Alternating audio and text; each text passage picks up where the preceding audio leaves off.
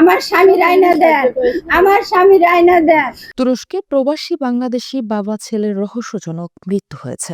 বুধবার সকালে তাদের শোবার ঘর থেকে মরদেহ উদ্ধার করা হয়। নিহতরা হলেন ব্রাহ্মণবাড়িয়া পৌর এলাকার মেড্ডা গ্রামের মৃত ইয়াকুব মিয়ার ছেলে তারেক মিয়া ও তার একমাত্র ছেলে সাব্বির।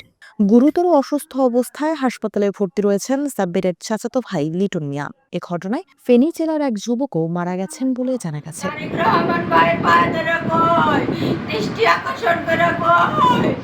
পরিবারের সদস্যরা জানান, দীর্ঘ প্রায় ১৬ বছর আগে জীবিকার সন্ধানে তুরস্কে পাড়ি জমান তারেক মিয়া। সেখানে একটি প্লাস্টিক কোম্পানিতে কাজ করতেন তিনি। ২ বছর আগে একমাত্র ছেলে সাব্বিরকে তুরস্কে নিয়ে যান তারেক। নিহত সাব্বিরের স্ত্রী ও ১ বছর বয়সী একটি সন্তান রয়েছে।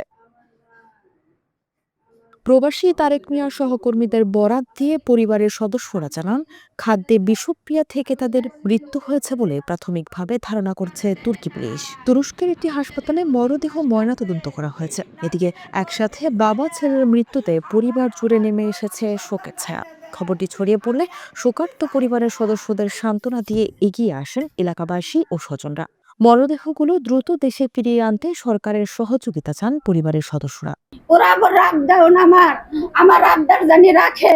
দেশবাসী প্রবাসী সবাই দেশ বিদেশ যে যেখানে আছে আমার স্বামীর আয়না দেন, আমার স্বামীর আয়না দেন।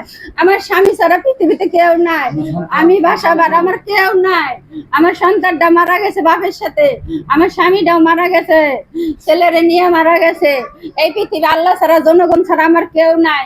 আমি মানুষের বাড়ি ভাড়া ভাড়া চাই, আমি মানুষের বাড়ি ভাড়া ভাড়া চাই। আমার কিচ্ছু নাই। সরকারে যেন আমার ছেলের বউরে আমার যেন চলার মতো রাস্তা ধরাই দেয়।